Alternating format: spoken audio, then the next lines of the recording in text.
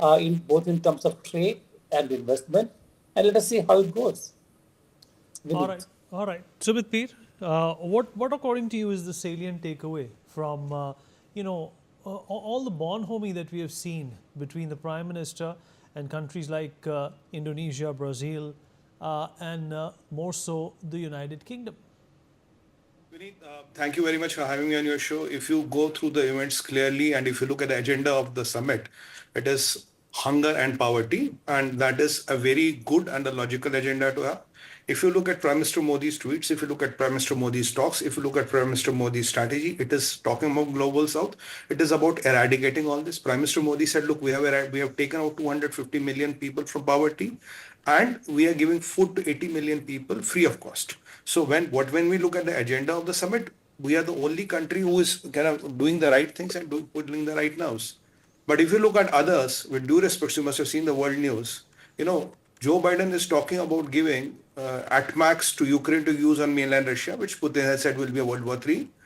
UK and France are contemplating giving the Storm Shadow missile permission to be used on mainland Russia, which again Putin has said will be act of war by NATO and England.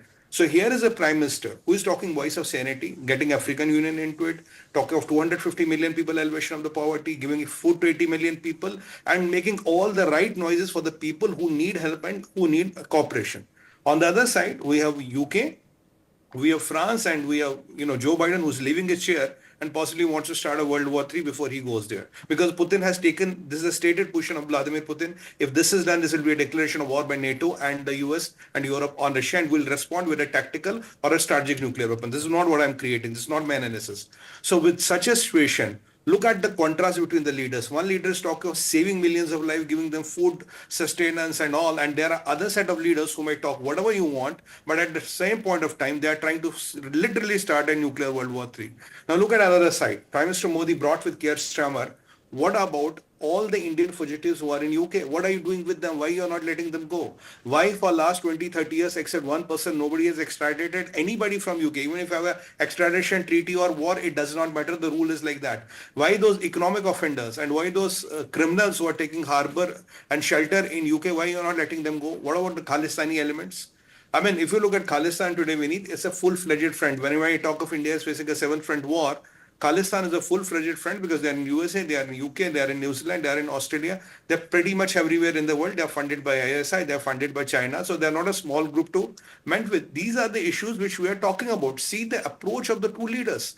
Prime Minister Modi talks about all the all the things which are needed in the world, which are signs of human growth, development, and prosperity. And the other set of leaders, they talk something, they do something, and they behave something.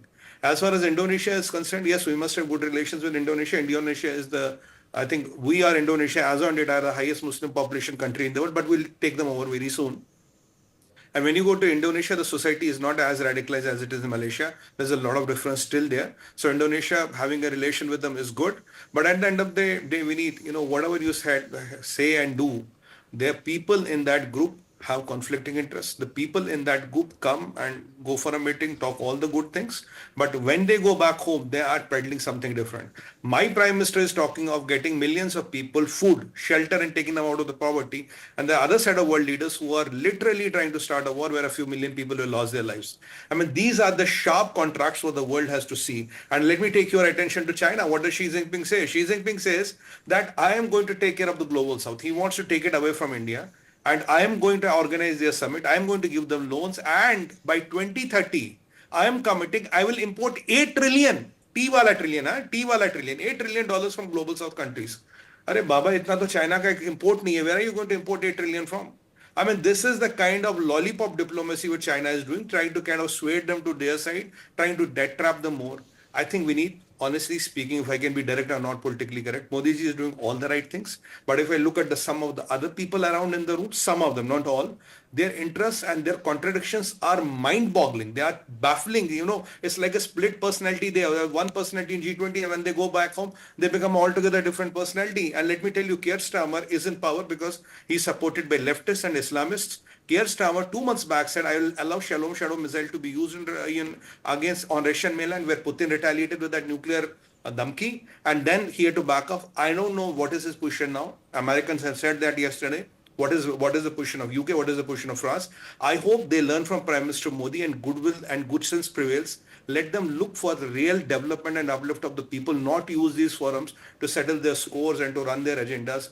Diplomacy for photos and optics is good, but what is the diplomacy of karma? What is the diplomacy of when you go and do and change these things on the ground? That is what the world judges you for. By photo तो अच्छा बन जाएगा. I mean, good with a tie and suit, you take a picture. That's good. But what is your karma on the ground? What are you trying to do to make world a better and beautiful place? What are you doing to call out the challenges of the world? That is what the leaders will be judged on, and that is what the history will know you for. And if you want to lead by that example, look at Prime Minister Modi, who talks all the good sense, looking at the forum and giving you all the vices of sanity. But you people, I don't know what are you up to. I don't know what is your what is the fight between your heart and mind. Only time will tell. We are in tough times. Food, fuel, and fertilizer is